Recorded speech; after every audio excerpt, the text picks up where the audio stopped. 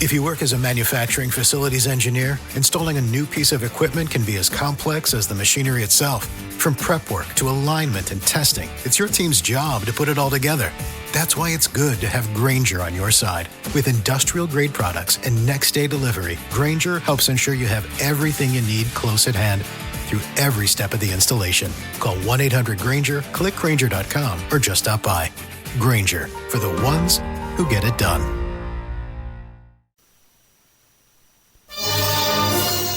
It's the Opperman Report. Join digital forensic investigator and PI Ed Opperman for an in-depth discussion of conspiracy theories, strategy of New World Order resistance, high-profile court cases in the news, and interviews with expert guests and authors on these topics and more. It's the Opperman Report. And now, here is investigator Ed Opperman. Okay, welcome to the Opperman Report. Finally, I am your host, private investigator Ed Opperman. And this show is brought to you by emailrevealer.com. And now, if this is the first time you're listening to this show, please do me a favor and go to oppermanreport.com and check out the member section. We have all kinds of exclusive content on there that have never been played before live on any live station before, and you can check it out by becoming a member of the Opperman Report. It helps support the show because especially when you got a rough week, got a lot of expenses, and that's what keeps us going here. Okay, so really appreciate all the members out there who help support the show. Tonight, we got a big show. It's the untold story of the Falcon and the Snowman. And our guest tonight is author Vince Font, and he's the author of the book American Sons, The Untold Story of the Falcon and the Snowman. You can find the book on the Opperman Report blogspot.com. There's a link to all his books on there. He has 3 books on there. And also, too, you can find it in the OppermanReport.com bookstore. So, Vince, are you there? I am here, Ed. Thank you for having me on. I appreciate it. Yeah, thanks for being so patient. I had a little scramble, a little live radio, a little tragedy there, but we got through it. So, Vince, tell us about yourself. As Peter Boyle once famously said, it happens to the best of us. Oh, well, it happens to the worst of us, too, then. Okay. All right, man. So tell us about yourself. Who is Vince Font? Vince Font is, I'm not going to speak myself in the third person, although I often write in the third person. I'm a freelance journalist and a freelance writer. I've been working freelance, completely self-employed for 5 or 6 years with a long history of technical writing before that.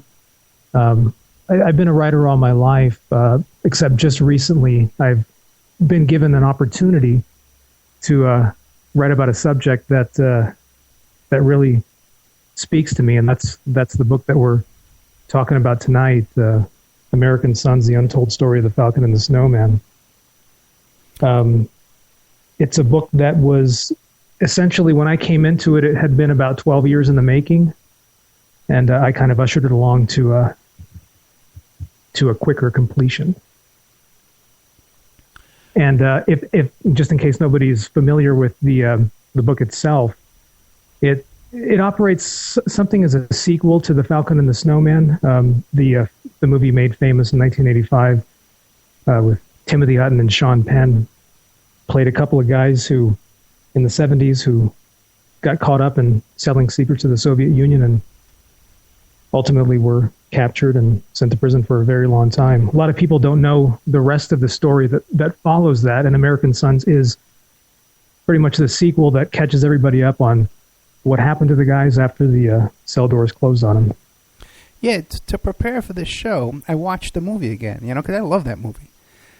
Yeah. First of all, I had no idea that these guys broke out of prison and stuff. I had no idea about any of that. Well, just only one of them broke out of prison. Yeah. Christopher Boyce, a.k.a. the Falcon, played by Timothy Hutton in the original movie. Around about 1985 was when the movie came out, and I read the book. Just kind of really fascinated by the story, and then I looked in the school library, and I saw that there was a sequel. Both books written by journalist Robert Lindsey. Sequel was called Flight of the Falcon, and I found out that Christopher Boyce had escaped from prison, and was, a fugitive for 19 months before the authorities finally caught up with him.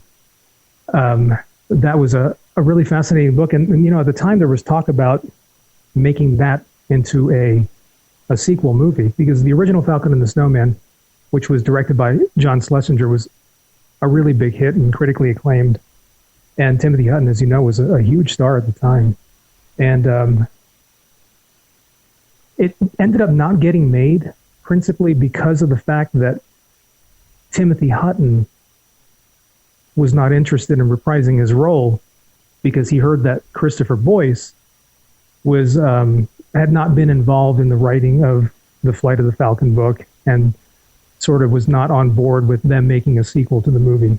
So to his credit, Timothy Hutton was a very loyal individual, I suppose you could say. That's interesting. I don't want to get too far away from the original story, too, because I'd like you to tell the original story for people who didn't see the movie. But another thing I found fascinating was that Sean Penn hired the other guy. Yeah. When he got out of prison. Yeah, Andrew Daulton Lee.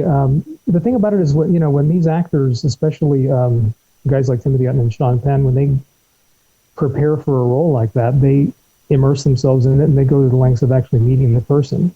I know that Timothy Hutton spent a lot of time interviewing Christopher Boyce, and Sean Penn did the same thing with the character he portrayed, Andrew Daulton Lee.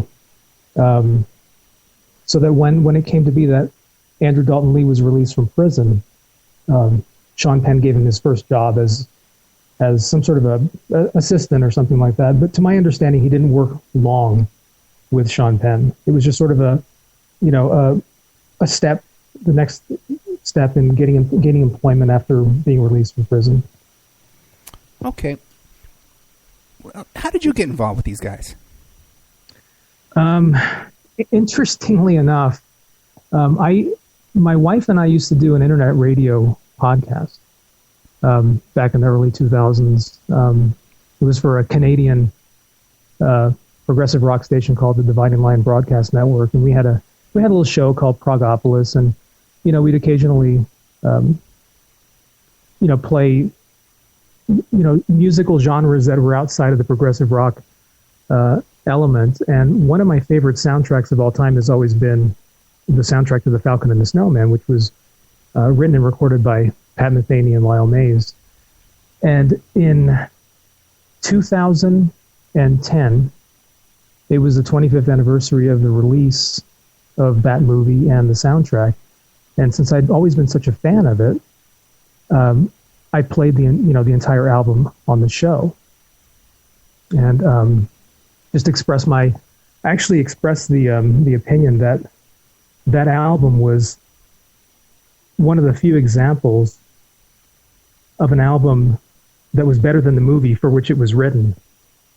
Because I always thought that The Falcon and the Snowman could have been a lot better.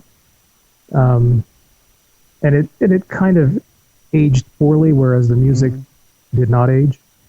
Couple of weeks after that broadcast, I got an email in my inbox, and it was from somebody named Kate Boyce. And she basically said, I agree with your assessment. The movie was terrible, the music is great. And I emailed her back and I said, well, thank you for listening, how you do. And I said, are you any relation to Christopher Boyce? And she said, yes, I'm his wife. Now, at this point, I was not aware that Christopher Boyce had been released from prison. So I was a bit shocked at that, and I thought, well, I got a lot of reading to catch up on, so I Googled.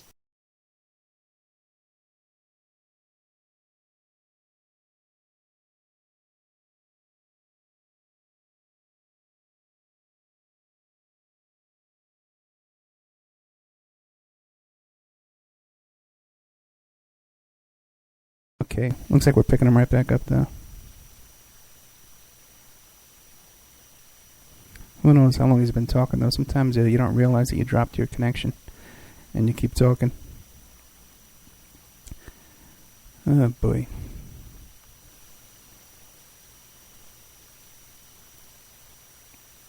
I got his phone number too, though. So if this doesn't work out, we can get through to his phone line.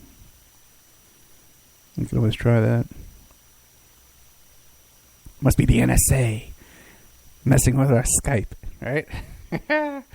Okay, Vince Daly. Let's see. I keep giving another try here. Hang up.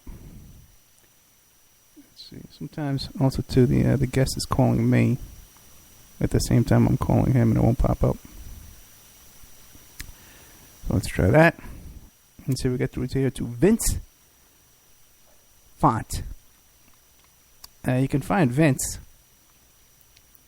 He's got a couple of websites. One is for the book called The Falcon and the Snowman.com.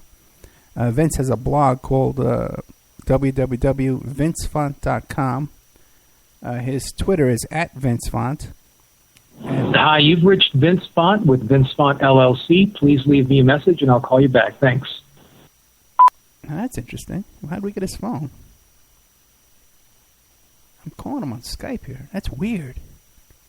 He must have a recording on his Skype, but it did pick up. Well, who knows? Maybe Vince has had enough of me. I had enough of my stupid questions, and he's gone on Twitter. Hey,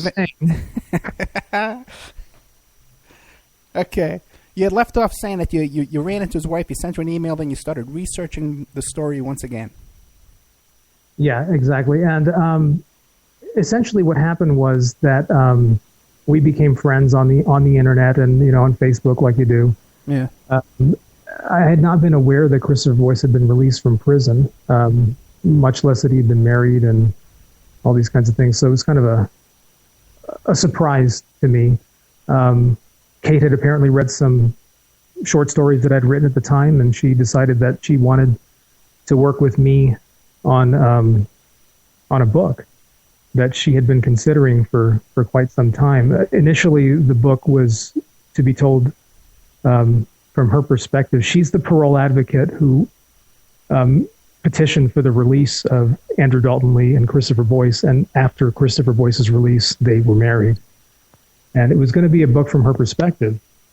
And it evolved into wait. big project. Kate met Chris because she worked for the parole board or something like that? She was a parole advocate who, in around about 1980, she began representing Andrew Daulton Lee for release from prison. Okay. And it was a 20-year process. And in that process, she also came to know Christopher Boyce because essentially she was doing all she could to research the story. And she and Chris became friends. So ultimately, after Andrew Daulton Lee was successfully achieved parole, she moved on to, focusing her efforts on seeing what she could do to help out Christopher Boyce. And on his release from prison, they were married. Okay. Which was something very interesting.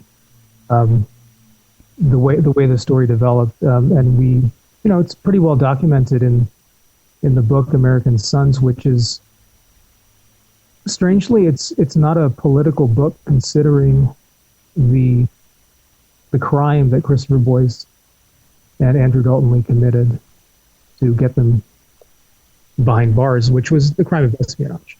Yeah. Now, do you think that Christopher was solely motivated by altruistic motives that he felt the government was doing wrong? I believe so. I've had conversations with him because, we've become good friends, and in the process of writing the book, I interviewed him extensively. And, I asked the question, I said, if you had it to do all over again, would you do it? And his answer, of course, is, well, no, considering that he had to spend 25 years in prison. But he also has been posed the question, because initially the reason why the reason he states is why he sold secrets to the Soviet Union was because he decided to wage sort of something of a one-man war against the United States government.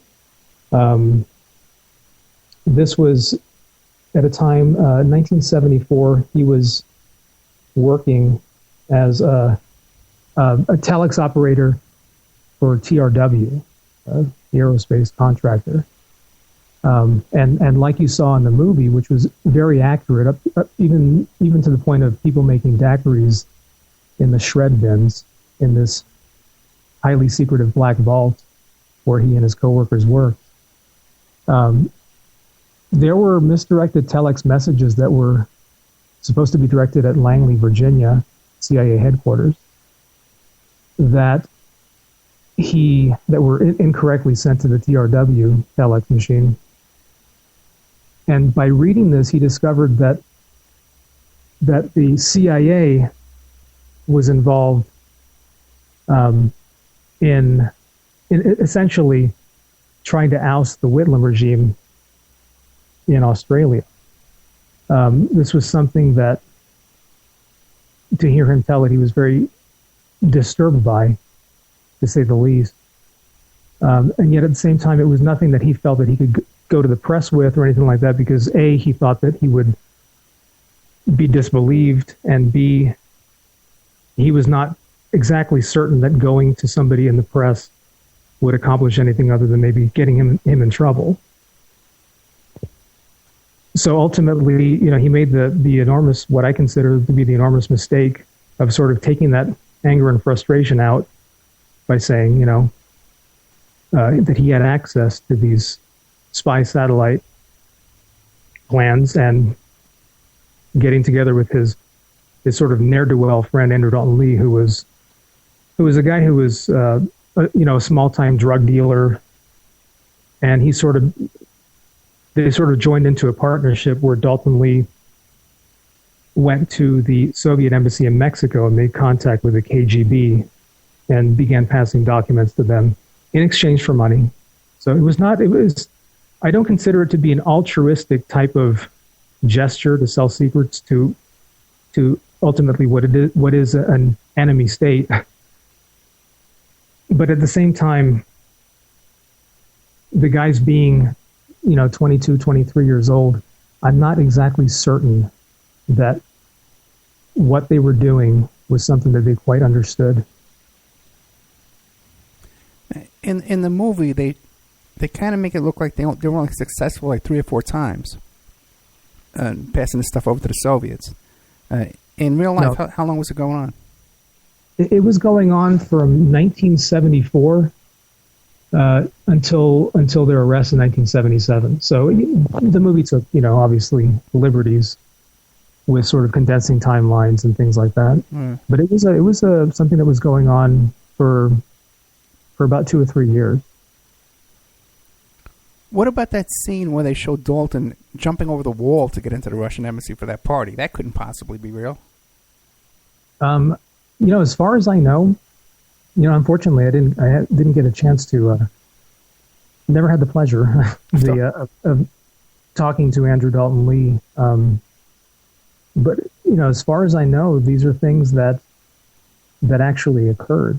Needless to say, there was a lot of license taken with characters and condensing timelines and things like that. But he was one of only 2 people known in American history to be able to enter undetected by the U.S. government into a Soviet embassy, and the other one was Lee Harvey Oswald. Yeah, the same embassy too. Yeah. Yeah. And it was, the story itself. Christopher Boyce was actually consulted during the writing of the script. And so a lot of the stuff that you see in the movie actually happened, which was kind of a shock for me to learn, because you watch a movie and you think most of it has just been Hollywoodized. But a lot of the stuff actually went down the way it went down. Even all that stuff about like them getting like practically abducted and had guns pulled on them by the the Russians? Yeah, Andrew Daulton Lee was right before Andrew Daulton Lee's arrest in 1977. I think what happened was that the KGB sort of got tired of him. I believe at some point they felt that the information that they were being passed was really not as valuable as they initially thought it was. A dead project. And they were just trying to get rid of him. He was abducted by sort of the Mexican secret police and beaten within an inch of his life, and in essence told, "Don't ever come back here again," and handed over to American authorities who were waiting for him. And shortly after that, Daulton Lee implicated Christopher Boyce, and they were both arrested and tried. They were tried separately. But Christopher Boyce, on his arrest, cooperated fully with the authorities. In other words, told them everything everything that he had given the Soviet Union, and received a 40-year sentence for espionage. Andrew Daulton Lee received a life sentence. Now, when you watch the movie and you see the credits roll and you see that, you think, well, these guys are, they're never getting out of prison. And to think that within 20, 25 years, they were granted parole is something of a, I guess, a miracle for them that it ever happened. How did they manage to pull that off? Kate, a lady by the name of Kate Mills. Wait a second, because even before they got the parole, the other one, Boyce, escaped from prison. He escaped, yes. Right, so now wait a minute. Why didn't he have extra charges for escape? This guy got some deal. And 25 years, it's no joke, but it's still not a bad deal. Treason and escape. Well, he was never. He was not to split hairs, but he wasn't actually convicted of treason. There was a difference between treason and espionage. Oh, espionage, okay. But a lot of people consider what he did to be treasonous, but that doesn't mean he was actually convicted of treason. Right. Still, he was given a sentence of 40 years. However, the thing about it was that the sentencing guidelines back then didn't require minimum sentences. In other words, nowadays when somebody's sentenced, they get a minimum of 20 to 60 years or something like that. Back then, it was his sentence was essentially 0 to 40 years, and Daulton Lee's sentence was 0 to life, because when you look at it in the federal system, life typically means 30 years.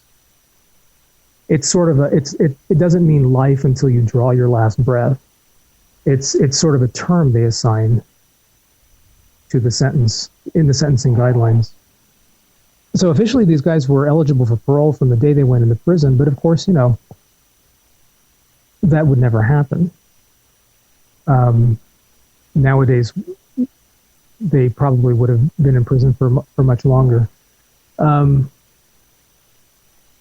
When Christopher Boyce escaped from prison, and after he was recaptured, he was given another 28 years. So he had essentially 68 years of time to do. And this was when he was recaptured in 1981. So yeah, no, it was a bit of a legal miracle that he was ever released, much less released after 22 years. Do you think this is perhaps because they came from wealthy families and that they had a great legal team behind them? Well, I don't know what, if anything, that them having been sort of coming from wealth had much to do with it. Andrew Daulton Lee's father was a dentist, so he did well. Christopher Boyce's father, he was not an FBI agent, as a lot of people believe, but he had worked for the FBI in security capacity. But he wasn't exactly from an affluent family, but he wasn't from a poor family either. Principally, I think the reason why these two guys got out of prison was the fact that Kate Boyce, who was just a parole advocate, and a young parole advocate at that, was somebody who was very driven to help them out. And the reasons why or how she got involved in the case, or something that you might want to talk to her about. I think that a lot of it had to do with the fact that she felt in some sense that they had been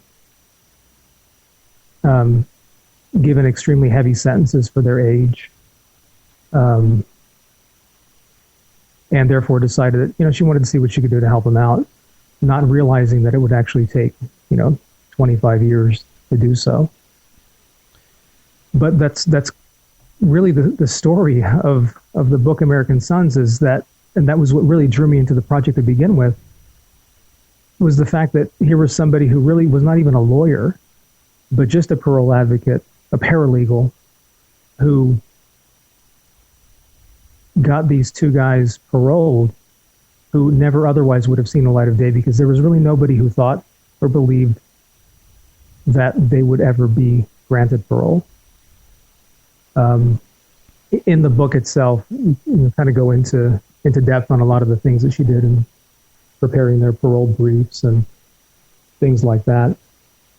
But it was a bit of a miraculous feat. Oh yeah, to do something like that. Chris escaped from when he was sentenced to prison. He was sentenced to Lompoc in Southern California, which, from what I understand, in recent years, it's become something of a more laid back place. I guess as laid back as a prison can be. But at the time that he was sentenced to prison, and he ended up there around 1980 after having been at Terminal Island for some time, the place was what he described as something of a gladiator school. There were murders left and right. A lot of people in the prison, made a lot of death threats towards him, primarily for what he'd done, naturally. And he escaped from prison by essentially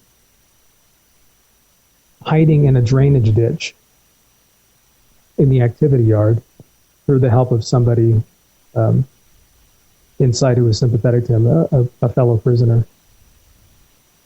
And after lights out, he emerged from the drainage ditch and he climbed the fence. And he took off into the woods north of Lompoc and was there for roughly 30 days, eating what he could find, and eventually hitchhiked his way to Santa Cruz, where another fellow, a man that he had met in prison by the name of Calvin Robinson, had told him to go if he ever got out, if he ever pulled the escape off. And at that point, he was given some assistance, and he headed north into the Idaho Panhandle, and he was there for about 18 months before the authorities caught up with him. How long was he in prison before he made the escape? 3 years. That's not a lot of time. And like you said, I'm sure he had a lot of threats, because a lot of these prisoners, they're patriotic, believe it or not. And yeah. A lot of them, too, believe in the death penalty. A lot of these guys are real law and order guys. You'd think that they would wake up by the time they get back there, but they're still very patriotic, and they're very law and order. Yeah. Just amazing. But he was able to make enough friends that he was able to work this out. Yeah, I mean, this whatever anybody may think of the crime that Chris committed, which I mean, I don't take lightly at all. I think that what he did was wrong. He thinks what he did was wrong. At one point we were talking, and he said, yeah, well, I went to prison as I should have. I broke the law. This is what I did, and I was sent to prison. But of course, that doesn't mean that once somebody is in prison that they necessarily want to stay there forever. In the case of his escaping from prison, he believed that it was sort of just a matter of time before somebody stabbed him in the back or threw him over off a tier somewhere. I think one of the reasons why he was able to get help from some of the people inside of prison was there were some people who were sympathetic to him, because for whatever you think of what he did, he's genuinely a nice guy, which is very surprising to me when I met him, because I've never met anybody, or knowingly anyway, who has been in prison or who has been in prison for that length of time. I thought that he'd be a very dark person, a morose person, a tattooed person for that matter. He has none of those things. He was somebody who was able to survive prison without becoming a worse criminal. And so he had people on the inside who were sympathetic to him and who thought, you don't belong here. What you did was a crime, but you don't belong here, and here's what I can do to help you. And all it took was a couple of people, and it was a very, very simple escape. Okay, let's take a little commercial break here. We're with Vince Vaughn. He's the author of American Sons: The Untold Story of the Falcon and the Snowman, based on, not based on the true story, but it's about that famous movie with Sean Penn and Timothy Hutton. His website is thefalconandthesnowman.com. His blog is vincefont.com. His Twitter is @vincefont, and I guess that's about it. And you can pick up his books at the falconandsnowman.com website, and also too on the Opperman Report. On all of my websites, the link is going to be on all those books as well. So we'll be right back after these messages with more of Vince Vaughn and the untold story of the Falcon and the Snowman.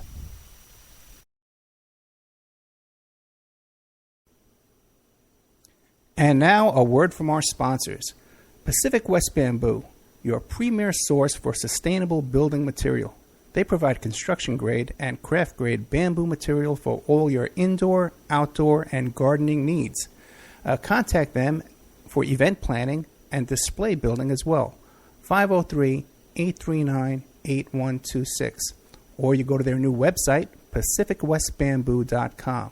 Or you can contact them on Facebook at Pacific West Bamboo. That's 503-839-8126. Amanda from Pacific West Bamboo was our first sponsor.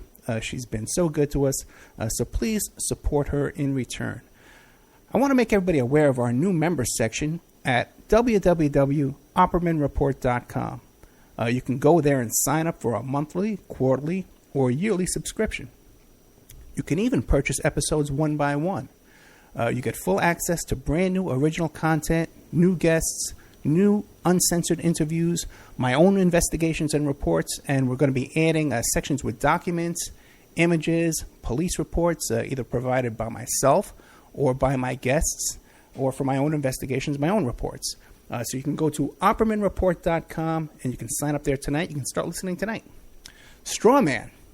I want to mention Strawman. Strawman is a band out of Toronto, Canada. They're good friends of the Opperman Report. They're a trio of guys who share the same mindset most of us here do, and they put that energy into their words and music. So check them out at strawmanmusic.com and drop them a line to let them know that you heard them here on the Opperman Report. We'll be doing an interview with Sean Duffy soon. You can get an autographed copy of my book, How to Succeed as a Private Investigator, by visiting my PI website, emailrevealer.com. We also offer a computer and cell phone forensics. We can recover deleted text messages to uncover infidelity. We offer asset searches, locates, email tracing, background reports, and we can even trace your spouse's email address back to internet dating websites to catch them cheating online. You can reach us at 800-572-9762, or you can email me at emailrevealer@aol.com. New World Mexican Women. Everyone loves the New World Mexican Women, and their line of fine, handcrafted, authentic Mexican jewelry of stone mosaic and abalone stone inlay. In their first book, titled New World Mexican Women, available on lulu.com, they teach you how to make this jewelry, and they have a collection of love letters to their men from their hometown that have immigrated to the United States to find work. They have also published a new book entitled Azuquina to the Rodeo. It's about a young girl that falls in love with a rodeo bull rider, and she runs away with him without telling her family. You can find the New World Mexican Women by Googling New World Mexican Women. And you can ask them about their deals on wholesaling their fine jewelry and all of the other projects that they have going on. If you'd like to have your business or website advertised here and promoted all over the world on dozens of stations every day, give us a call at 800-572-9762 or email oppermanreport@gmail.com. And now back to our show.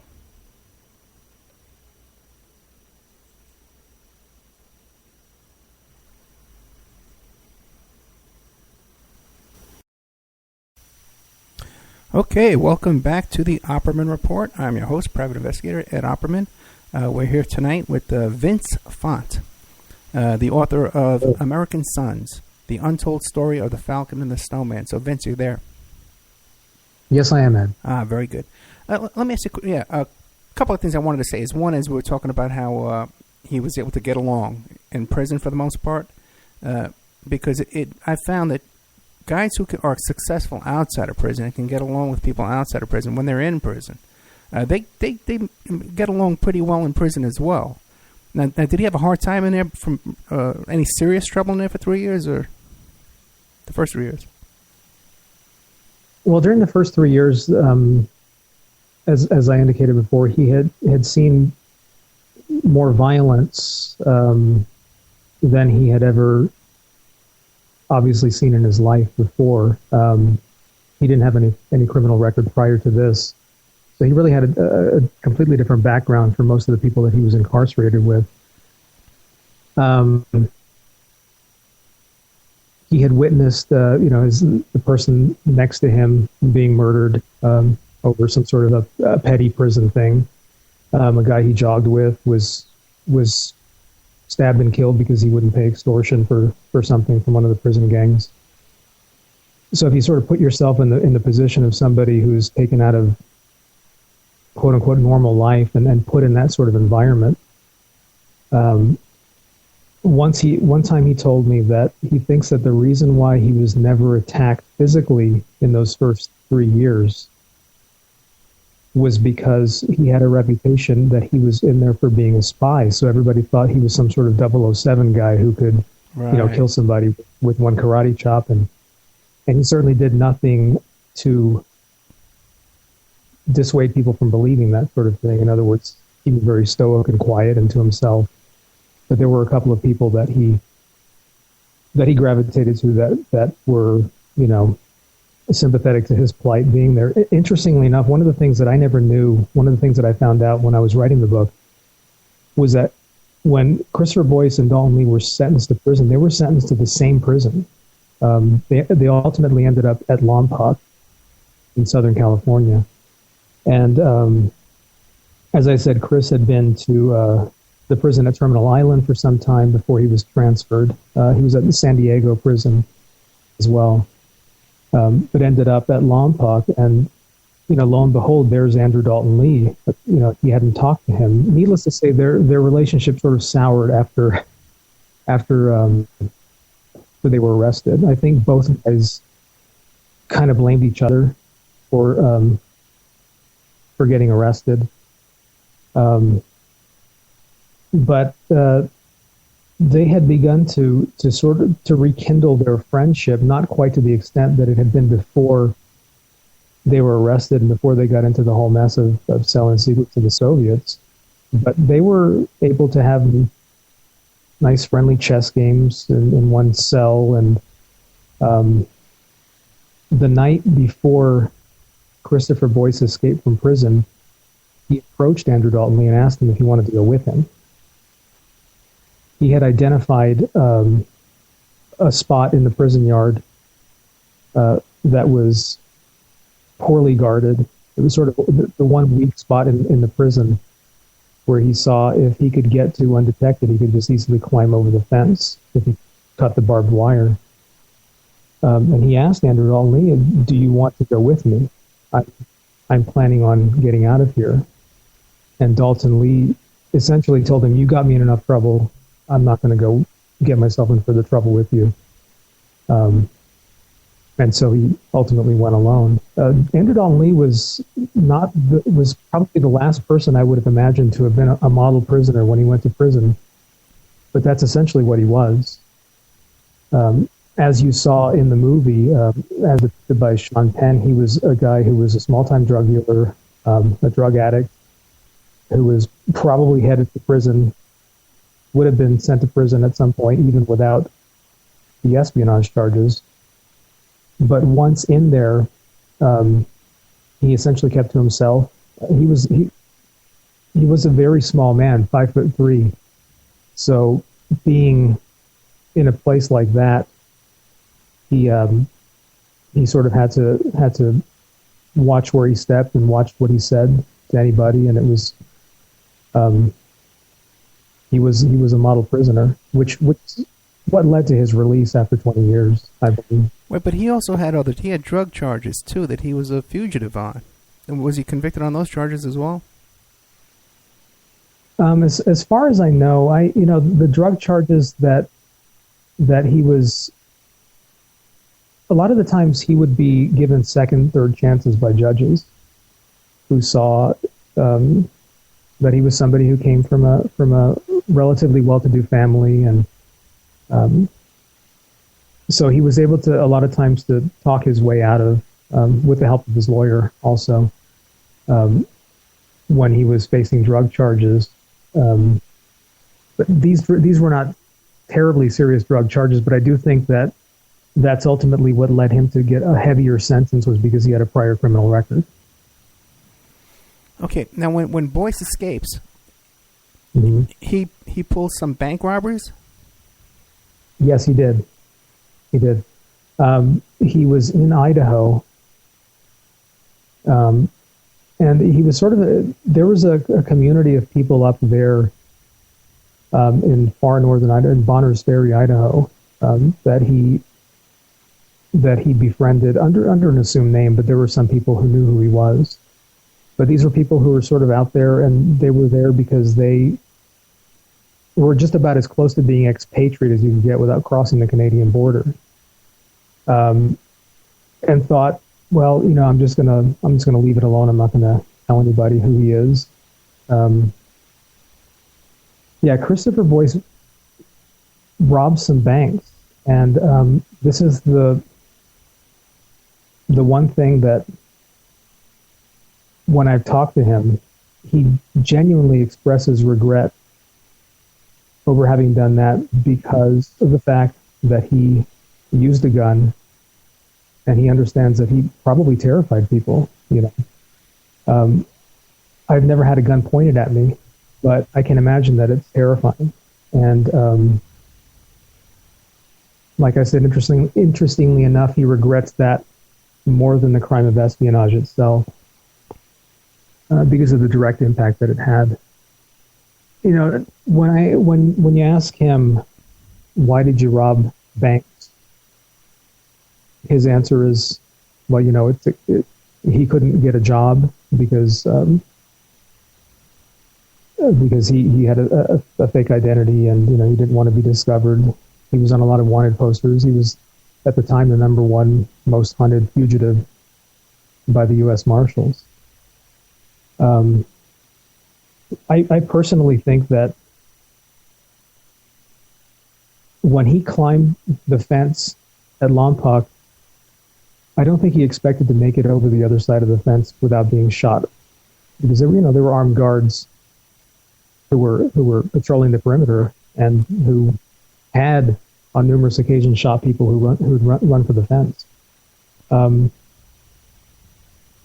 believe that once he got over the fence, he was probably so shocked that he'd actually made it that everything after that point became some sort of almost a Robin Hood experience. I don't really know if I'm expressing it accurately. Okay, let me ask you a couple of questions. Did he ever tell you how he got the tools to cut the barbed wire at the top of the fence? Yes, and that was really. It's actually kind of a funny story. He pulled a favor from a friend who got him a job working on the working outside, trimming the hedges and things like that within the prison perimeter. And so he had access to these things. Okay. Yet to actually steal them required him and the person who was helping him to distract the guard. And the way they did this was by feeding the guard. The guard was apparently, really, really heavy-set guy who ate a lot of food. And they would routinely bring him pastries from the mess hall that they had bought and said, "Here, I'm not going to eat this," and the guy would eat himself into a practical standing coma, to the point where he was distracted enough so that Chris could go back into the tool shed and steal just a pair of shears was all he used, and an old like a broom, that a half a broomstick that he had fastened into something of a makeshift ladder to help hoist him up to the top of the fence. And all these things were what he kept what he put underground in this little drainage ditch that had been emptied out. Let me ask you this. Okay, he gets over the fence now. Now you're saying he spent 30 days in the woods? Yes. He, leading up to the escape, he had done his homework. And, there was a yoga guy in prison he took yoga classes from, because he knew that he needed to fold himself up into this really tight position for hours on end underground. So he took yoga. He took an art class because he wanted to make a papier-mâché dummy to put in his bunk, so that at night, when they went by when the guards walked by the cells and saw him laying there, the dummy laying there, they would think that he was present and accounted for. What's really interesting is that at Lompoc Prison, he requested and they played for the prisoners the movie Escape from Alcatraz, which is what he essentially modeled his escape after, in a sense. And when I heard that, I had to laugh, because I thought, what prison plays a prison escape movie to prisoners? Now, it's like playing one of those plane crash movies on an airplane. Exactly. Which sometimes you kind of see. They have some pretty crazy movies. Anyway, but let's get off the topic. But the thing is, now, did he have any preparation on the outside? Anybody stashing stuff for him on the other side of the fence to stay in the woods for 30 days? No, and that was what he did. One of the other people he talked to was somebody who knew a lot about outdoor living. Okay. One of the prisoners. So he talked to that person, and he said, just out of curiosity, if I were living in the woods, what would I eat and what should I stay away from? And so he sort of learned these things that he needed to learn, because he knew he wouldn't be able to immediately just go into town and catch a cab. He'd have to lay low in the woods, and he was out there for a good month, and lost about 25, 30 pounds. And he's claiming that a stranger came and picked him up hitchhiking. No, were you? There was. Well, he was. Oh, okay, yeah. No, I'm sorry. After the 30 days. Yeah, no, he hitchhiked from from Southern California all the way to Santa Cruz. Well, then, so he comes out of the woods, right? He hasn't shaven for 30 days. Mm-hmm. He hasn't had toilet paper for 30 days, right? He's covered. He hasn't combed his hair in 30 days. But he was somehow able to get a ride? Well, I think it's just those charming blue eyes of his. Yeah, okay. So, what do you think? So you buy that part of his story? You don't think that maybe he had help on the outside? Well, I've heard I had heard theories. I mean, there's like these quote unquote conspiracy theories that at the time that the CIA had busted him out of prison because they wanted him for some secret mission, or that the KGB had been involved. And there were even some prisoners who said that they saw some mysterious black car driving around the prison on the night that he escaped. But if you ask him that, he just sort of laughs and throws up his hands and says, "No." He said, "I did it. I was able to do it essentially because of the laziness of the prison guards that guarded the fence." You know, he viewed them as he saw them as somewhat apathetic. Granted, if they saw somebody climbing the fence, they were going to take a shot at them, but at the same time, they weren't exactly as vigilant as they could have been. He knew that if he had one opportunity to pierce the perimeter of the fence, he would be able to get through. Whereas he had the benefit of knowing where he was going to climb over the fence, and they had an entire prison to guard and couldn't know when or where somebody was going to make an attempt. It was a combination of luck that this particular part of the fence in the prison was weakly guarded. It was right below a watchtower, though.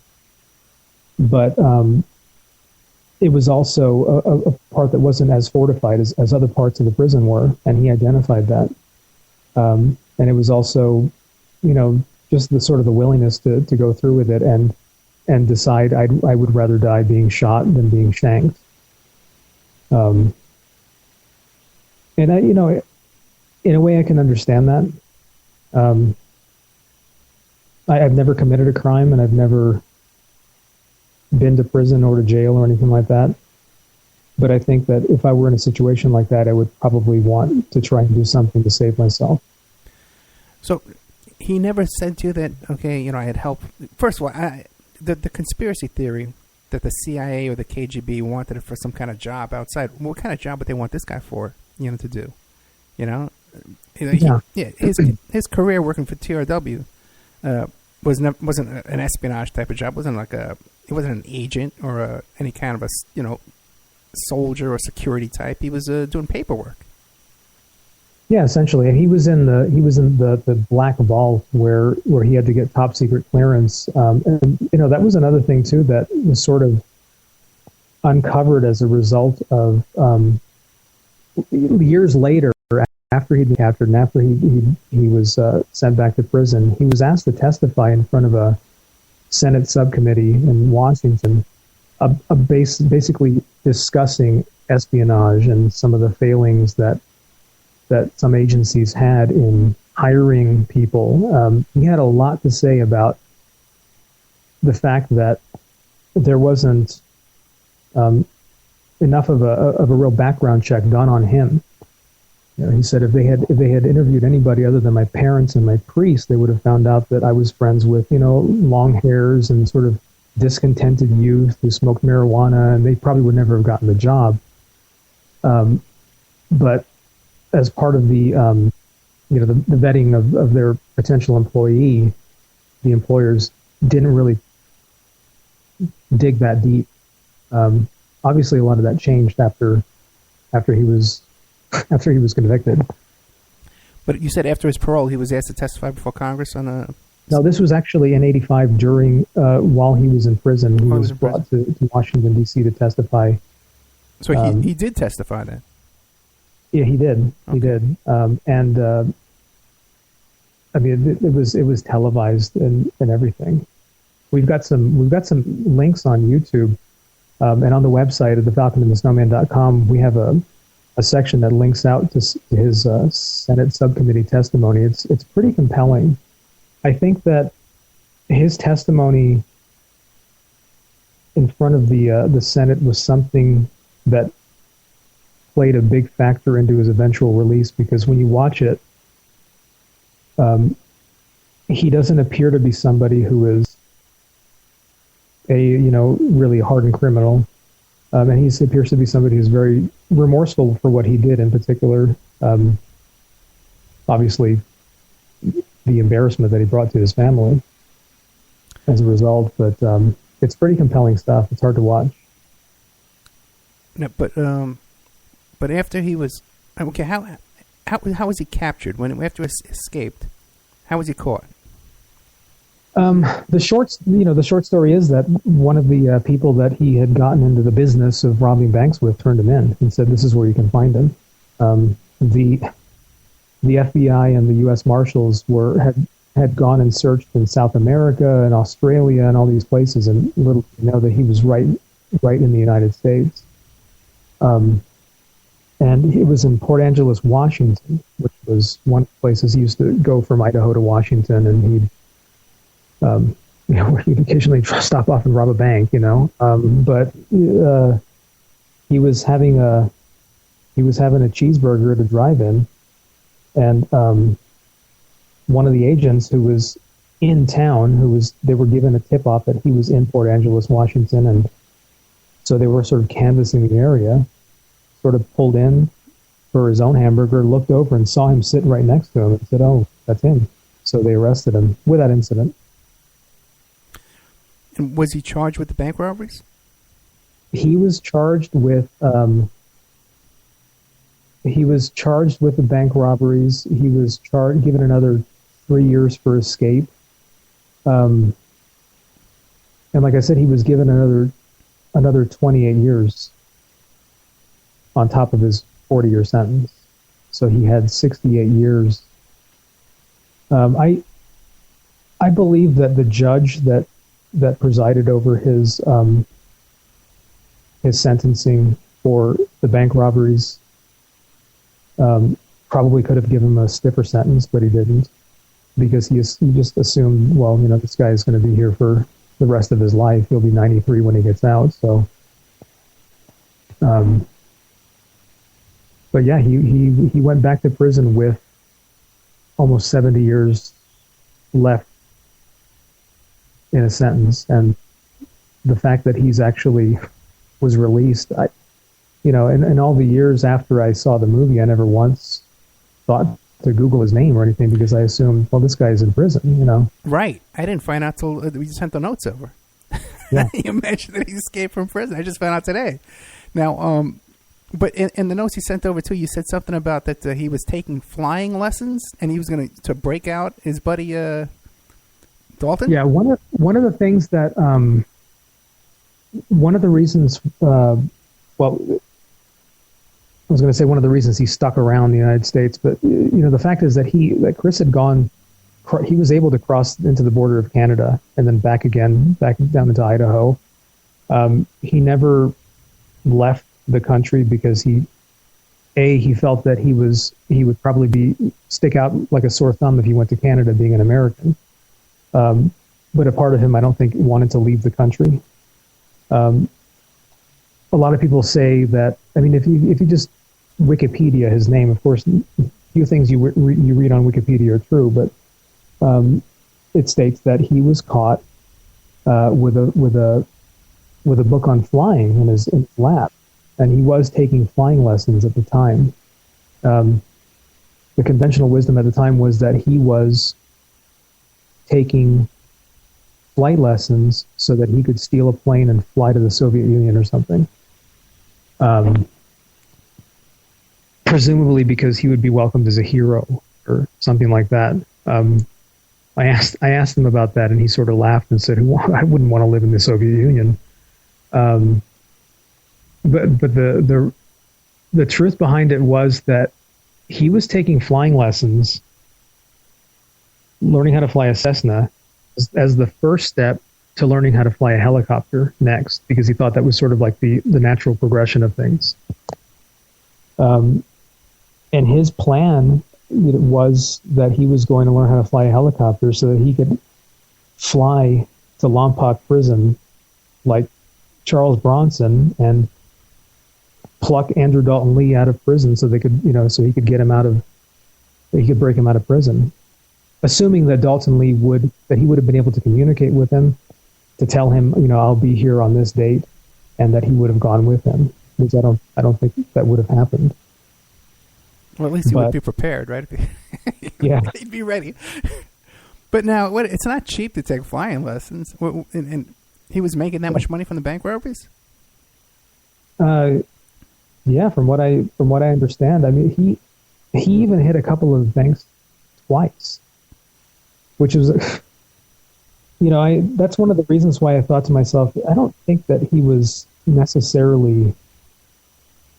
I don't think he was crazy, but I don't think he was necessarily in his right mind to actually do something like that. I don't think he had a death wish, but like I said, I don't think he was operating on Plan B, because I think Plan A was to rush the fence of the prison and die trying to escape. And when he got out, he was successful in surviving in the wilderness and making it all the way up to Idaho. But yeah, no, he actually robbed, in one case,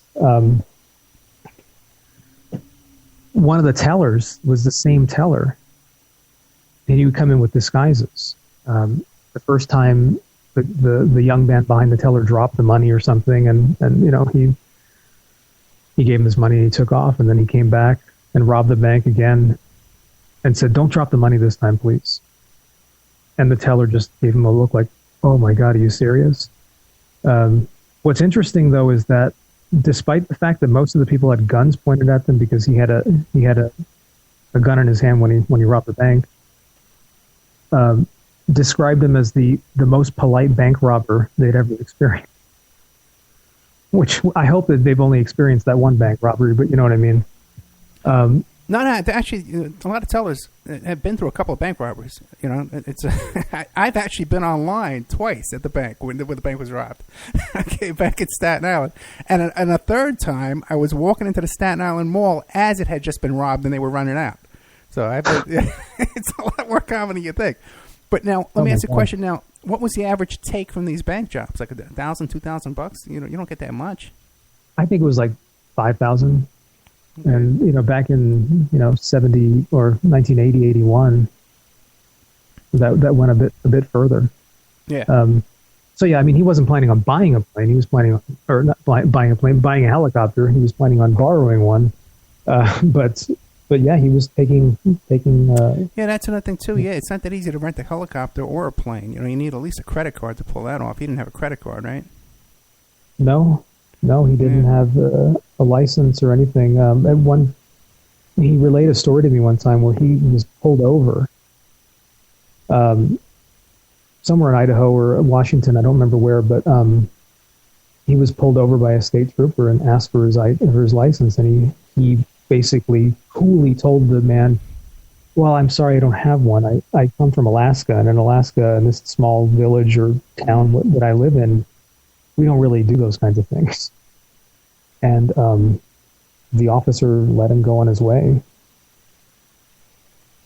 not knowing that he had just encountered one of the most wanted fugitives in the country. So he never managed to get any kind of fake ID when he was out on the run?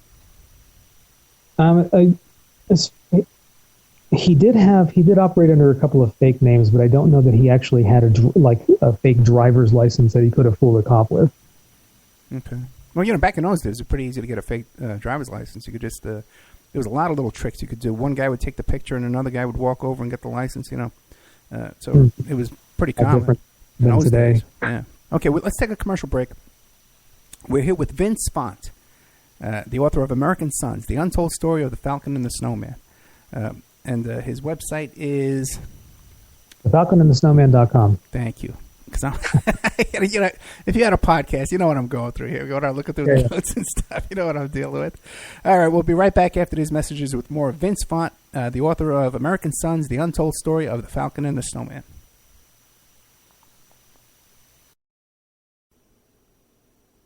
And now a word from our sponsors.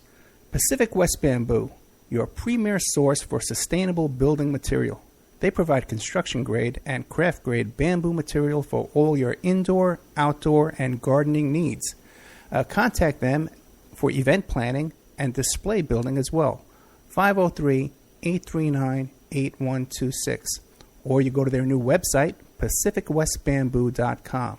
Or you can contact them on Facebook at Pacific West Bamboo.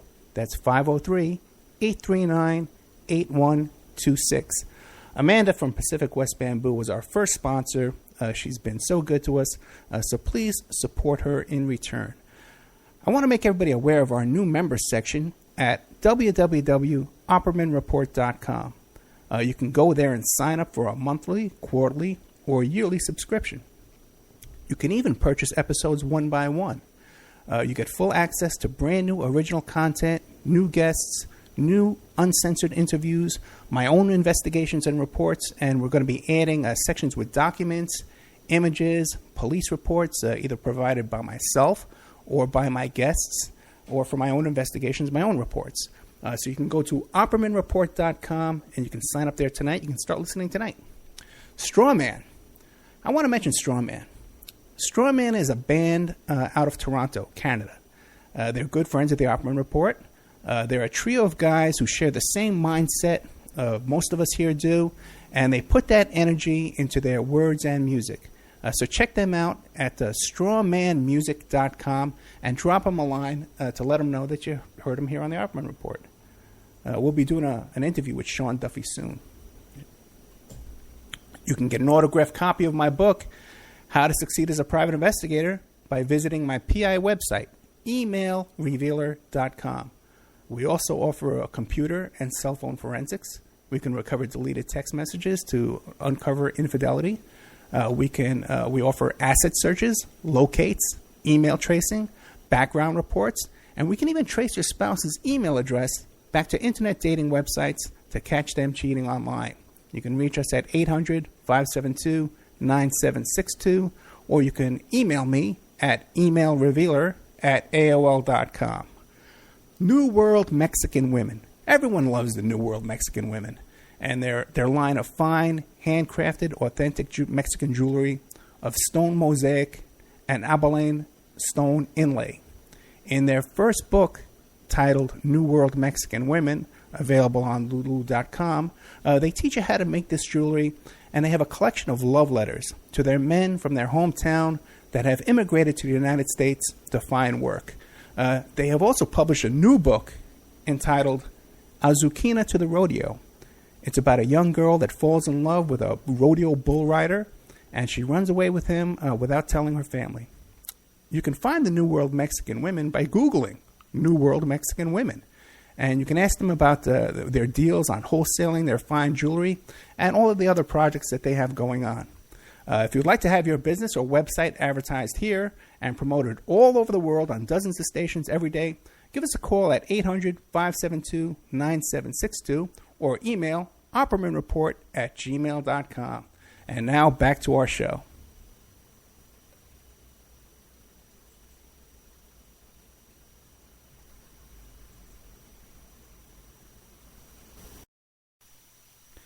Okay, welcome back to the Opperman Report. I'm your host, Private Investigator Ed Opperman, and our guest tonight is Vince Font, the author of American Sons, The Untold Story of the Falcon and the Snowman. So Vince, now, they grab him at the hamburger stand, and they bring him back. Then they put him in that Colorado maximum security prison you were talking about?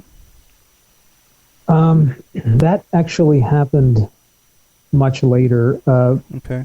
He was sentenced to Lompoc, and then he was on escape for 19 months, and he was brought back, and he was placed at Marion, which is another hardcore place. Most of the time that Chris did in prison was in solitary confinement, which I would think would be preferable if you were somebody who was a fish out of water and didn't know how to defend yourself, from attack or something like that. And 10 years of the 24 years, 25 years that he was in prison were spent in solitary confinement. Not all at once, but 6 years of that was in, 24/7 lockdown with 1 hour a week to go outside. And I asked him about that. I said, didn't you feel safer when you were in there because you didn't have people, potentially sneaking up behind you? And he said, after you've been in a room with yourself for 48 hours, you're so hungry for conversation or for the presence of another person that you don't really care if the other person has a knife or some sort of a deadly weapon in their hand. You just want to see another person. A lot, and the guards, they're instructed not to talk to the prisoners in segregation. He would have routine visits from physician, and a psychologist would come around once every month or a quarter or so. But the extent of the conversation there was just, are you having headaches? Are you able to sleep? And that was just about it. They were just kind of checking the list off. So there was no real opportunity for any kind of either communication or any kind of therapy at all, for that matter. But did he still have support from his family? Was he getting visits and stuff like that? Phone calls? Most of his family, since they lived in California, and when he was transferred to Marion, it was in Indiana, they couldn't get out to see him, obviously. He did, and mainly as a result of the movie, he did get a lot of mail, fan mail. Mm. So he corresponded with people via letters and things like that. But one of the constant relationships that he had, friendships that he had, was that with Kate, who eventually became his wife. But at the time, she was, like I said, a parole advocate working for Daulton Lee's release, and in interviewing Chris, asking him if there was anything that he had to offer that he could, help provide, because she was just putting together briefs every 2 years to present to the parole board, which were routinely rejected. And they had a platonic friendship that went on for about 20 years. And around the time that he was released from prison, it was just, sort of the natural progression of things to get married. How old were they when he got out? He was 49 and she was 48. Okay. Daulton Lee was released from prison in 1996, 96 or 97. Get my years right, but yeah, he was released after roughly just over 20 years. And Kate had a friendship with Daulton Lee. One of the points we talk on in the book is, and treat sort of in a sensitive manner, was the fact that Daulton Lee had developed feelings for Kate because she was sort of the one constant person that was always there for him, and the sort of a beacon of freedom, somebody that was fighting to help him get out of prison. And their friendship essentially ended when Christopher Boyce was released from prison, and Christopher Boyce married Kate. Really? That was the straw, huh? That was you feel sorry for the guy, because you think, first of all,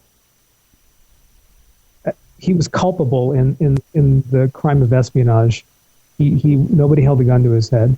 But at the same time, he sort of had lived all his life for the last 20 years in prison, sort of thinking that Christopher Boyce was his boogeyman that was responsible for every bad thing in his life.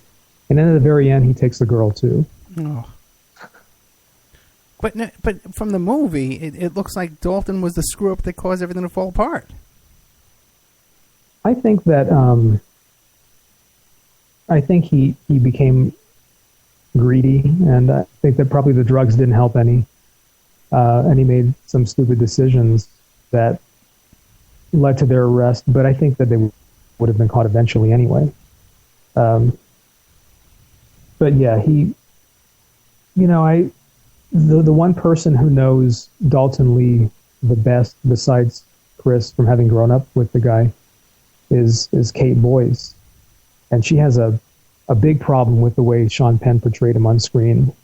First of all, he didn't have a little pencil mustache; he had a nice big, thick, Tom Selleck mustache, and he wasn't as, according to her, he wasn't as whiny as he was portrayed in the movie. Sean Penn really stole the show with that performance, but it wasn't necessarily an accurate portrayal of the real man, any more than Timothy Hutton's portrayal was not really a portrayal of Christopher Boyce. When you get to know Christopher Boyce, he's actually a very light-hearted person, which is surprising. Timothy Hutton portrayed him as a very dark and stoic and serious person. But that was obviously the actor's choices. Amazing. Okay, there's something in here about watching 3 Days of the Condor. Oh man, yeah. When I was researching the book and just interviewing Chris, and he told me that I should watch the movie 3 Days of the Condor with Robert Redford, which came out in 1975 or so, and this was right in the middle of when he worked at TRW, and he was in the midst of selling secrets to the Soviets.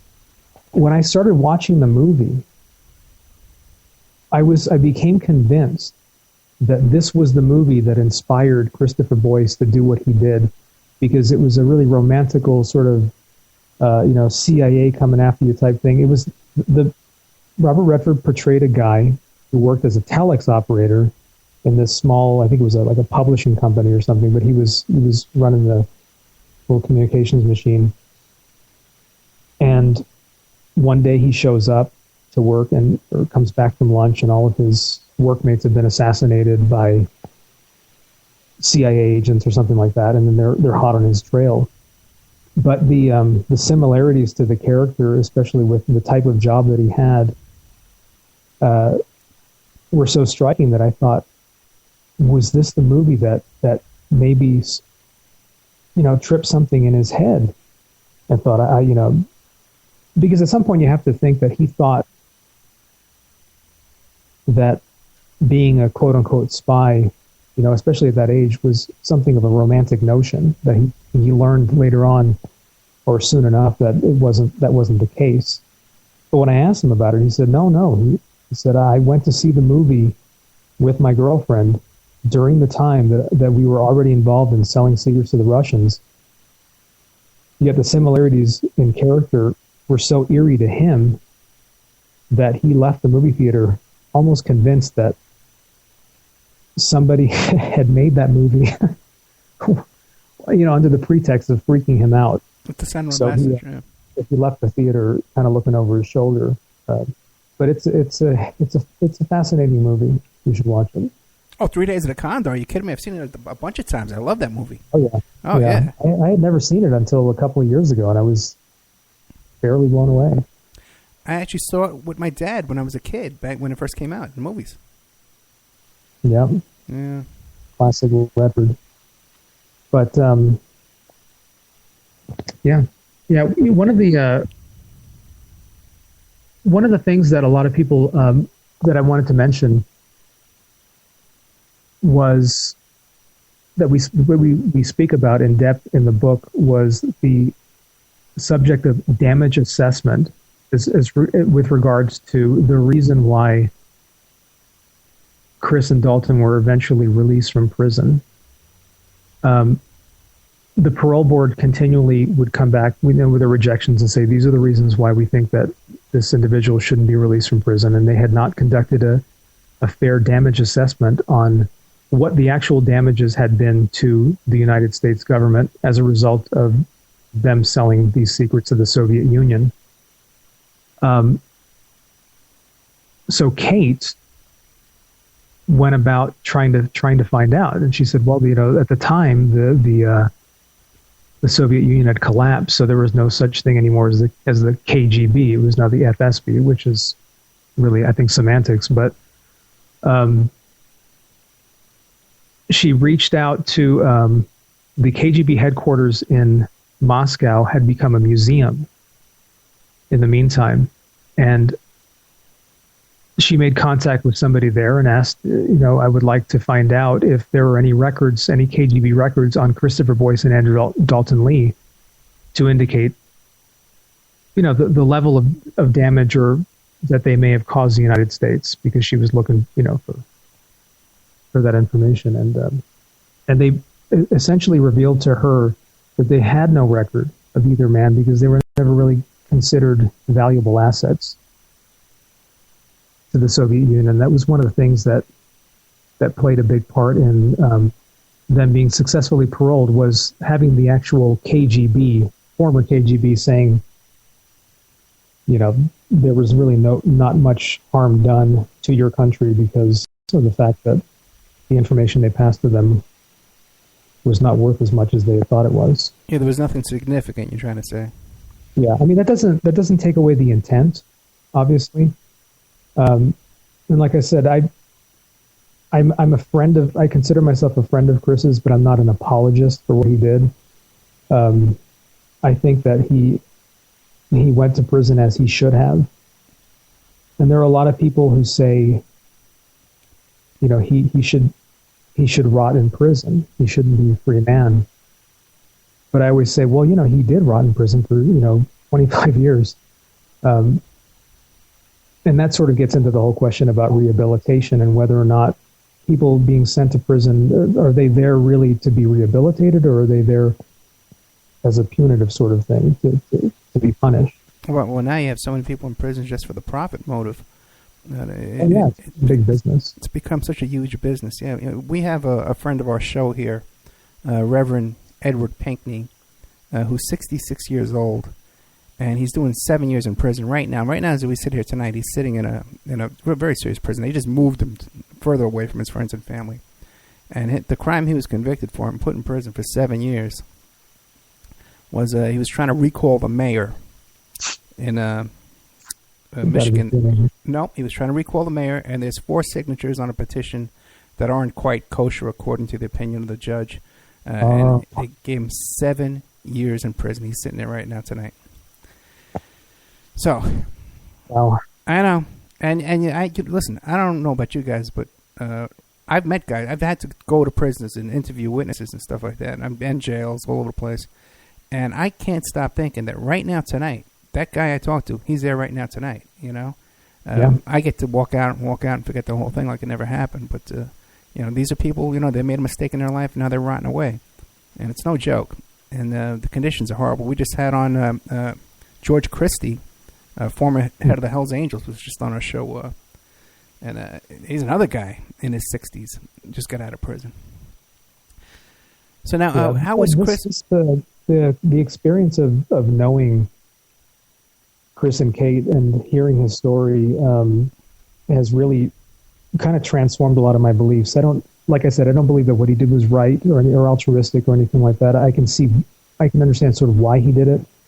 I would never have done that myself, obviously. What does he think about Snowden and stuff like that? Does he mention Snowden to you? Oh, yeah. He, as a matter of fact, and again, we have this on our website at thefalconandthesnowman.com, where around about the time that the Snowden story broke, there was a sudden surge of interest in hearing from Christopher Boyce, because somebody wrote an article called The Falcon and the Snowden, and they were sort of kind of drawing parallels in a way, because I think it's because both guys were in their 20s, and it was, if you ask Chris, he does not believe that what he did is the equivalent of what Edward Snowden did. What Edward Snowden did, in his opinion, was something honorable and right, and trying to, and doing it in a proper way, not necessarily through proper channels, but in a proper way, with good intentions, as opposed to just turning around and selling secrets to an enemy state. But Snowden has this from the comfort of time, that he's seen how these other guys have done it, and he says, well, I'm going to do it a different way. If not for Falcon and the Snowman, perhaps he would have tried the same way as well. He might have been hopping over the wall in Mexico over there, you know what I mean? It's entirely possible, and I did ask Chris that. I said, don't you wish that you had like WikiLeaks back then? And he said, oh, of course, I might have done something different. But he didn't have that avenue open to him at the time to sort of to give him an opportunity to air the real reasons why he was acting out, which was the fact that the United States was meddling in the affairs of an ally country, and he just had indignation and anger, and he sort of wanted to strike back in the only way he knew how, because he had access to these documents. Let me ask you this, okay? Now he's a smart guy, he didn't realize he's a savvy guy too. He didn't realize this going in there to work for these contractors that the U.S. government and the CIA were overthrowing foreign governments and doing all this kind of stuff. He didn't know this. Apparently not. I mean, believe it or not, his prison experiences may have transformed a lot of his beliefs, but he's actually a very conservative person. He was raised in a conservative household. I think he was rebelling at the time, like I did when I was his age, when I was that age, rebelling from my father's beliefs and things like that. But he grew up kind of surrounded by authority figures in authority figures that work for the government, like for the FBI and things like that. And he really didn't. It really came as a shock to him. And it was a different time, but that's not to say that everybody back then believed that the USA was up to all good. Yeah. How old is he today? Today he is 62. Okay. He'll kill me if I had an extra year, so yeah, it'll be 62. Okay. And he hasn't talked or communicated with Snowden or anything like that, right? Is he still on parole? He has not communicated with Snowden, other than he does. He is somewhat active on Twitter, okay, which is a bit of a shock, but because of the fact that he, somebody that goes to prison in 1977 at the age of 24 and comes out in 2002 at the age of 49 really missed the whole technical revolution, and so he still uses like a flip cell phone. He never answers and things like that, but he does.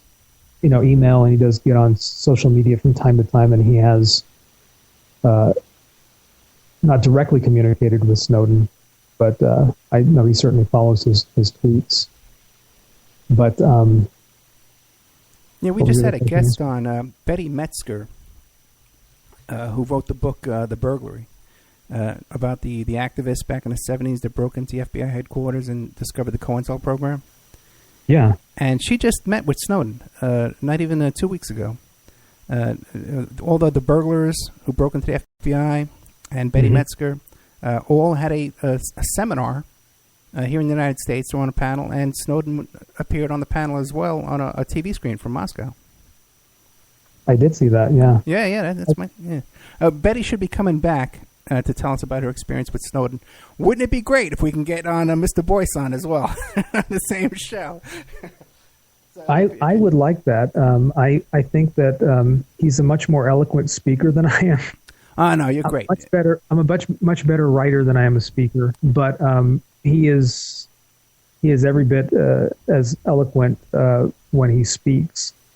He's very, I don't want to call him reclusive, but he shies away from the public eye. At the time when the Snowden story broke, CNN called.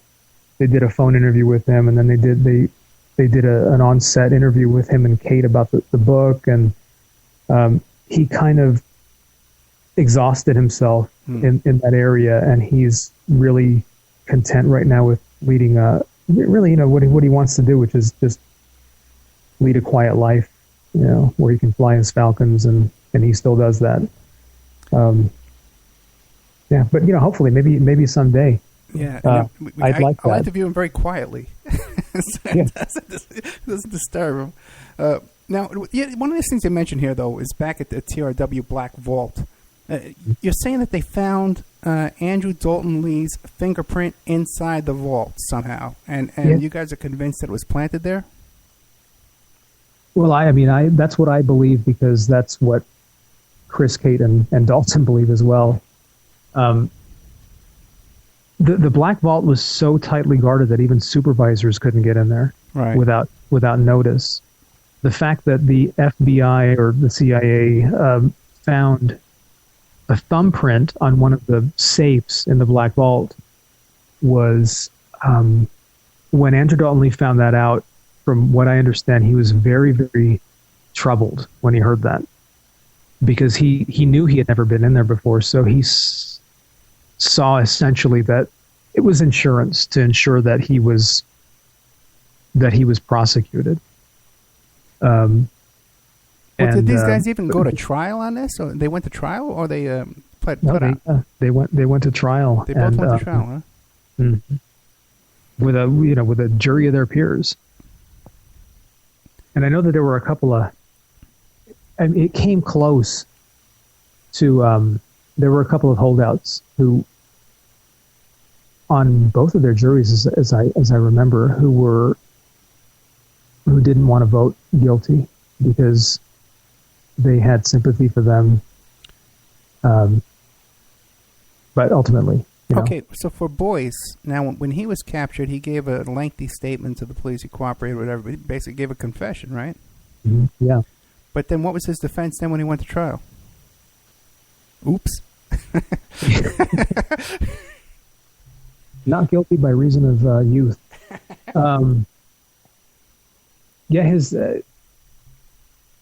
That's a good question.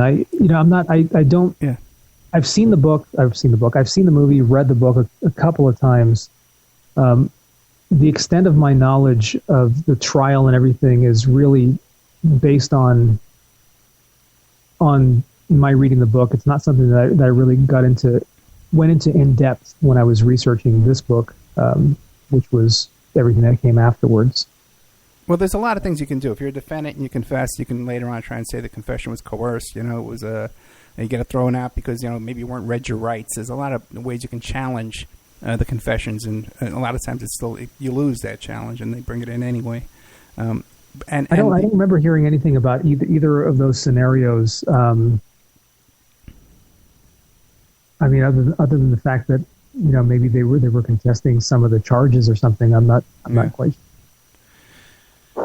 Okay, and so, but both guys say that it's impossible for Daulton because he was never in that vault. Right. Yeah. And if you ask Chris, he just sort of shrugs his shoulders and said, "Well, yeah, they planted it. Obviously, they knew that he was guilty, that we were guilty, and they were just, putting incontrovertible evidence to present that he was of his guilt." That's interesting, though, because why would the government need to place Daulton in that room when it's just as much of a crime that Boyce was taking the documents and passing them on to Daulton outside the room, in the street or at a party, That I don't understand. I think that maybe, I don't understand the legalities of it or the technicalities of it, but I would imagine that they just wanted this final nail just to make absolutely sure. Well, I can say this here. I've seen prosecutors lie a million times, and sometimes you're right. Even when they're lying, their story doesn't even benefit them, or fit the case. So much when you get to trial, it's just there's so much lying on both sides.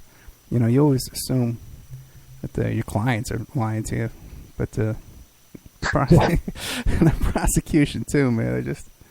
It's just amazing.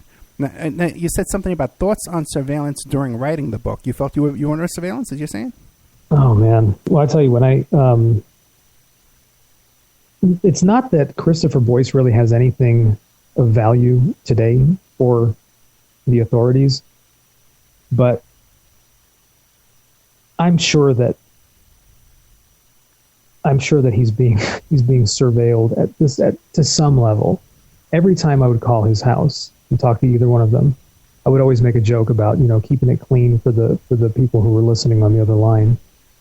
And I'm not somebody who's typically given to paranoia or anything, but I had an experience once while I was working on the book that it could be written off to something that just happens, but I had an entire chunk of the book that I was writing just disappear from my hard drive.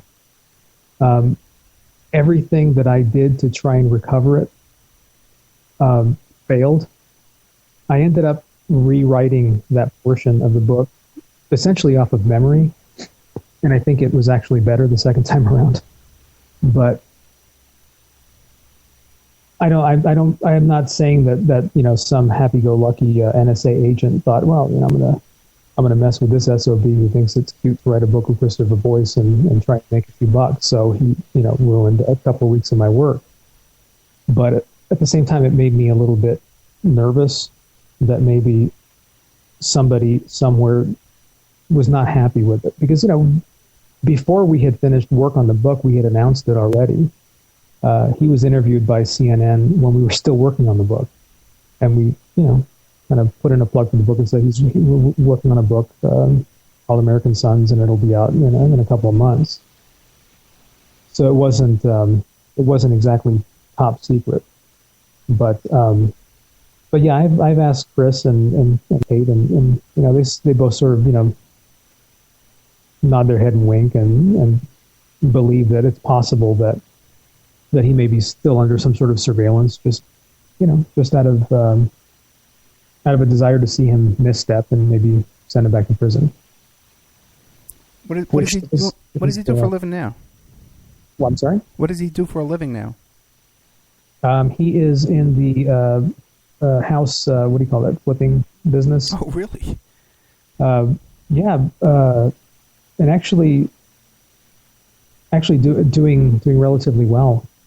When he got out of prison, he had trouble finding work.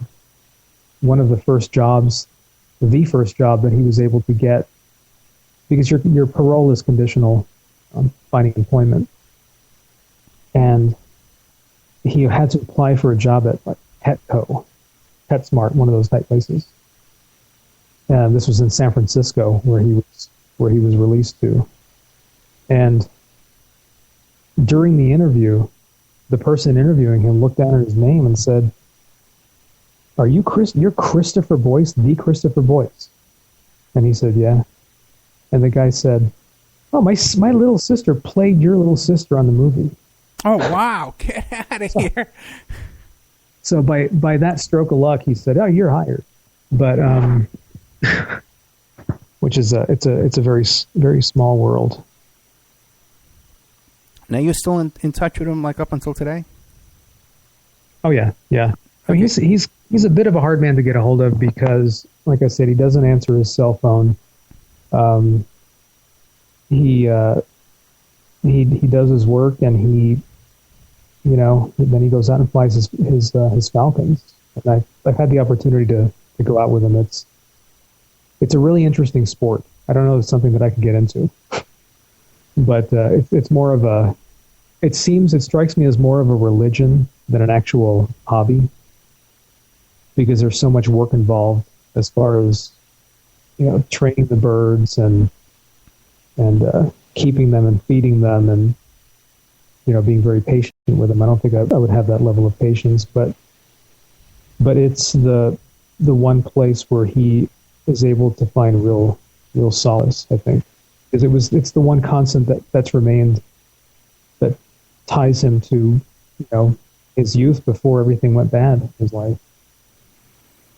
Well, now, today, since it seems like so much of the story is more interesting than the original story, the prison break, all that kind of stuff, how come there isn't another movie? Well, without Daulton and Sean Penn. You're right. We have had inquiries, but we have not had anything inked. we've had kind of, I guess, what you call celebrity endorsements. Oddly enough, one celebrity who was a big follower of Chris and who absolutely loved the book was the comedian Kathy Griffin. And she tweeted about the book to all 1.5 million of her fans on Twitter. And, we have people who are kind of rooting for the book. These days, though, the publishing industry is in such a state that you don't write a book to make $1 million anymore. Yeah, that's the truth. And the book itself, we decided to self-publish it because of the fact that, it's very, it's not written in a traditional memoir manner. The book, when we sat down to write it, originally it was going to be told in the first person from Kate's perspective as somebody who is, she's a 3-4-time cancer survivor, and she has a lot of history, and clearly with working on the parole for Daulton and Christopher Boyce, and it was going to be her story originally. And then Chris became involved, and he wanted to make sure that his story was told accurately, because he didn't think that his story had been told accurately in his previous 2 books, written by Robert Lindsey, who is actually a really, really awesome guy who read this book and loved it so much that he wrote a review about it for us and everything. And he's become a friend, and him and Chris have gotten back in touch again after all these years. But yeah, the book is a very non-conventional, written in a very non-conventional style, and I think it's hard to sell if it's written in a non-conventional style as opposed to being a carbon copy of what everybody else has done in the past. When we set out to write the book, I kind of said I want to Tarantino it up a little bit. Oh, really? To which they looked at me and said, "What are you talking about?" I said, "Well, I want it to be a little bit more interesting of a read than a traditional, boring biography where everything is told in chronological order. The story in the book starts out in 2005, and then it goes into flashbacks, and Kate, her chapters are written in the first person, Chris's chapters are written in the third person. What's interesting about that is that the constantly shifting gears of the writing style in the book have led to a lot of people telling us that they read it in one day, which for the 350-page book is not a, that's not a small thing to say about it. But on the same token, I think that a lot of people think that the story was told and don't really understand that everything that came afterwards, especially to my perspective, when I found out that the real story and all the drama actually occurred after the convictions, whereas the movie, told the story of the crime and ended with them being sent to prison. But there's so much to the story that the book encompasses the 25 years of their lives. Now, Kate's cancer, was that while they were in prison as well, or that came about after? No, she developed cancer in 1998. At that time, Daulton Lee's parole was secured. He was set to be released, and she was set to represent Christopher Boyce at a parole hearing. And she was in the midst of working on all these papers, in addition to her day job as a paralegal. She actually put off getting treatment for cancer because she wanted to work on Chris's parole brief, which he protested. He told her several occasions, "You need to take care of yourself. I'll still be here in a couple of years, and you may not be here in a couple of years. You need to take care of yourself." And she said no, which I think was evidence at that point that there was more feeling involved. There was more feelings between them than just a friendship or a client and a parole rep. But she did successfully undergo surgery and treatments, and had a couple of recurrences afterwards. And to this day, she's still kicking. She's in remission right now. Okay. But now, they're saying that there was no romance at all while he was in prison? No, I mean, other than... Just a friendship. Yeah, other than what I believe to have been something of a mutual attraction, there was no, conjugal visits or anything like that. It was really just a friendship. To hear her talk, it's funny because she's completely against women who marry criminals who are in prison. Recently had the 18-year-old girl who wanted to marry Charles Manson and things like that.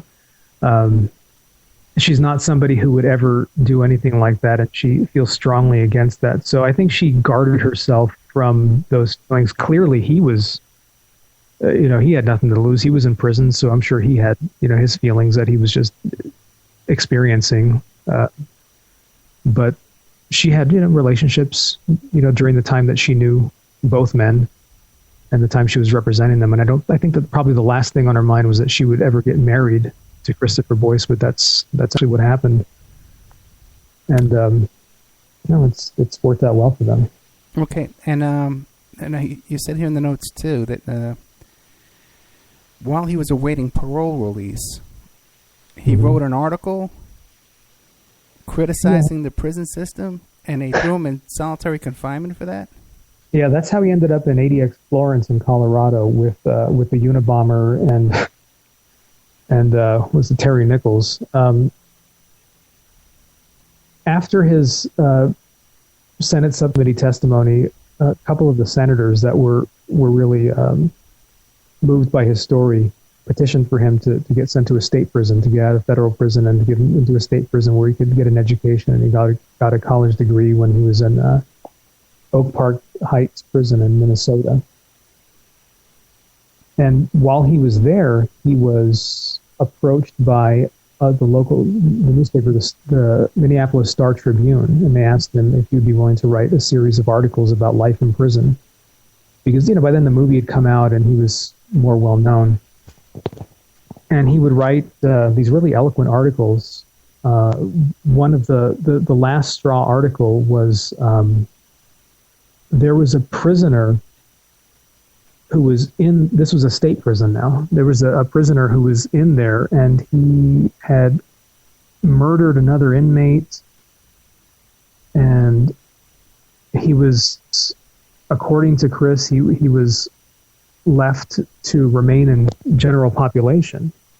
And that sort of really kind of offended his sensibilities, because it reminded him a lot of the first prison that he had been in the early 80s, the gladiator school type scenario in Lompoc. So he wrote this article that was critical of that particular prison.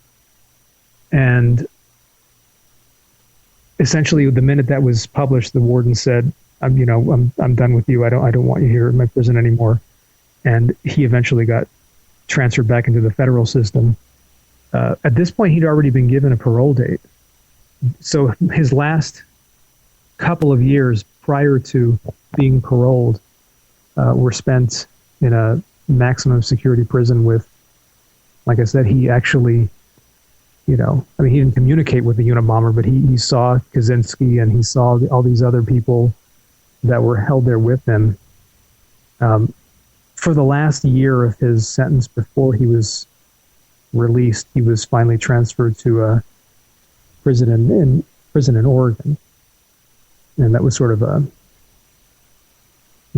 wind down sentence, I suppose, leading up to actual parole. But yeah, he was in there with the Unabomber, huh?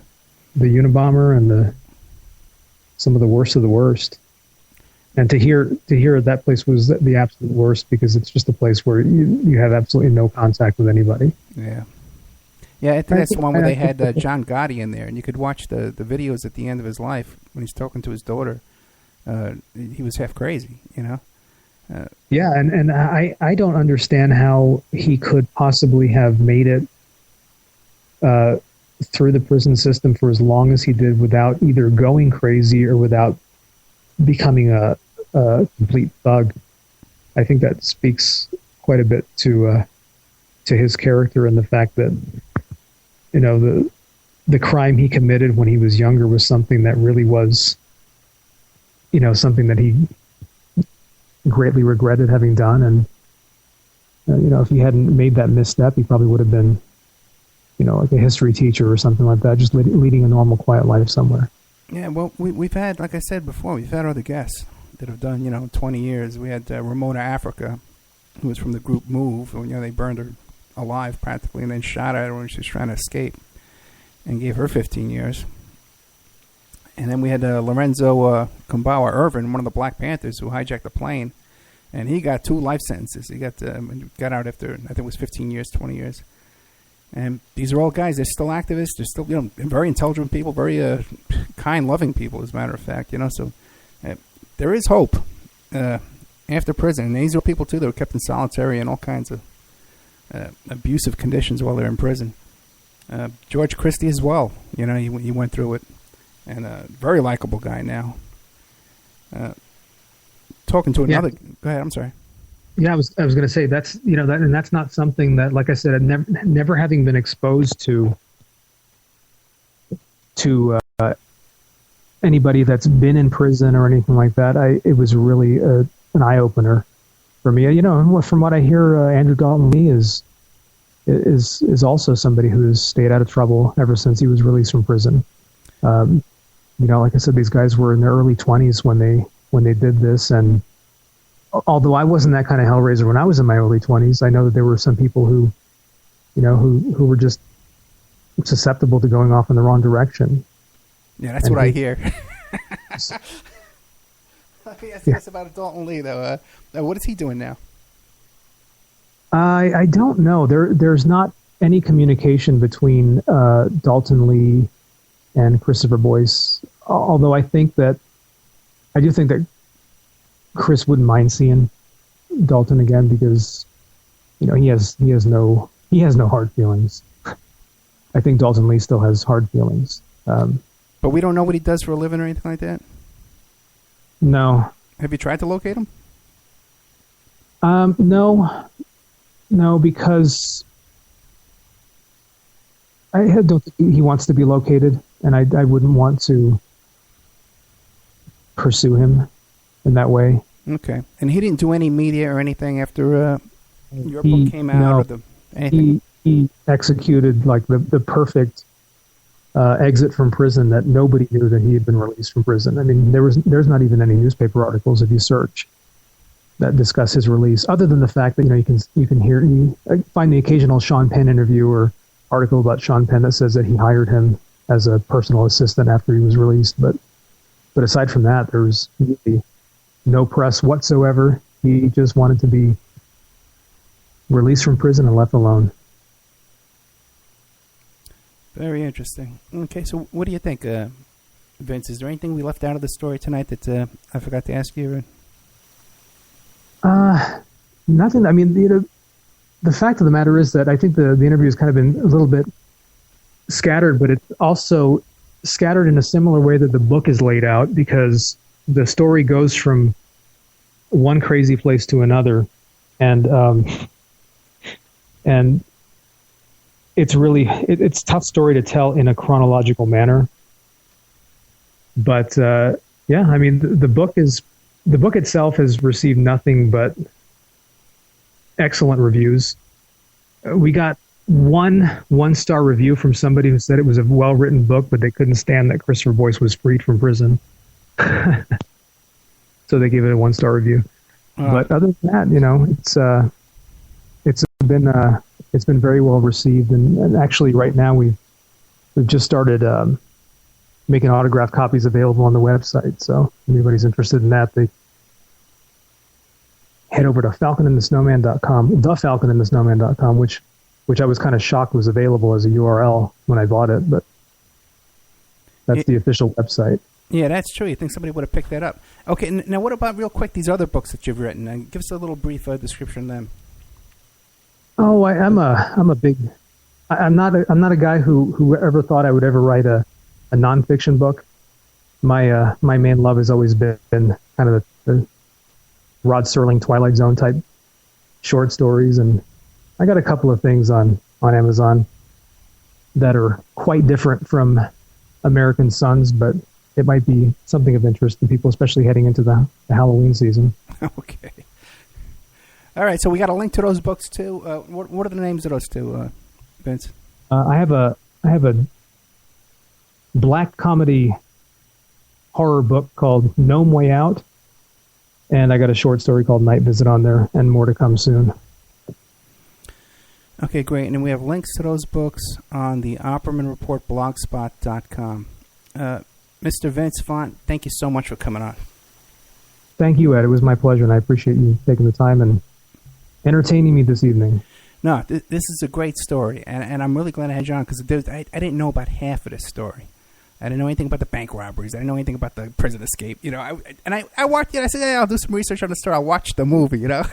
And there was so much. So I really suggest people to pick up your book there, The American Sons, The Untold Story of the Falcon and the Snowman, and get filled in on some of this other information. And really, the iconic historical story and event, and a great movie. So thank you so much for coming on. Thank you again. Okay, good night. Good night. Okay, so there we had Vince Font, the author of American Sons, The Untold Story of the Falcon and the Snowman.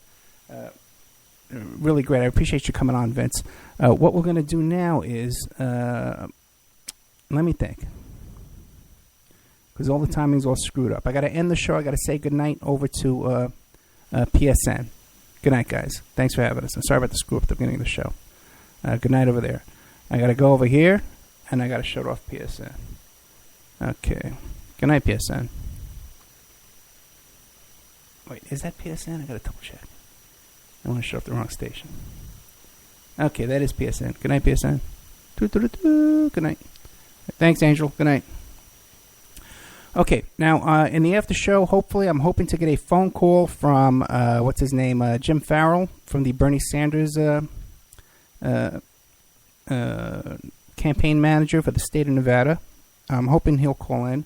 I'm going to be talking about Bernie Sanders. If Jeff and Deborah want to call in and heckle me about Bernie Sanders, you're welcome to call in 702-605-4894. If Broly, my chat room heckler tonight, wants to call in and complain about our guest tonight, about the topic tonight and all this stuff, you can call in if you want, 702-605-4894. I got some kind of funny stories to tell you about Mark Harris. Check out the Spreaker and the iHeart and the YouTube channel, because I did an interview with Mark Harris, who used to be a frequent guest on Howard Stern, and he wrote that song, I'm a gay papa. Okay. And so I made the mistake of getting into a little... by the way, he's a great big Trump supporter right now. So I did about an hour and a half with him. It was supposed to be 1 hour, keep it nice and neat. But he just goes on with these stories about having a knife pulled on him and fighting over prescription drugs. And anyway, he's a Trump supporter now. And what do you call it? Trump actually knows all about us now. Forget it. Okay? Because there's a whole thing going on. I'll get into all of it after we get into the after show. So let's see if I can pull all this off here, because the timing is all screwed up because of the way we had to do this tonight. Okay, I'm going to play a commercial here for Awake. See you guys in 3 minutes. And then I'm going to stop, guys who are listening in on Spreaker. I'm going to reboot Spreaker, and then we're going to start the after show. So good night, everybody. Thank you so much.